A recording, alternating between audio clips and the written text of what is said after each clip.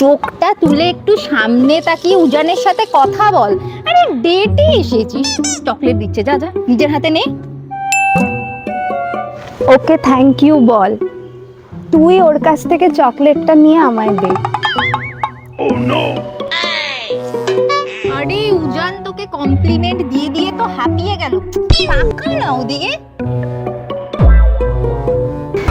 ওকে বল, okay black শার্টে দেখে আমারও মাথায় লক লেগে গেছে। এই দেখ, উজানকে না মেয়েগুলো হা করে তাকিয়ে দেখছে। উজান, এক্ষুনি ক্যাব বুক করে চলো তো, এখানে অনেক আশেপাশে শাকচুন্নি ঘুরছে, চলো।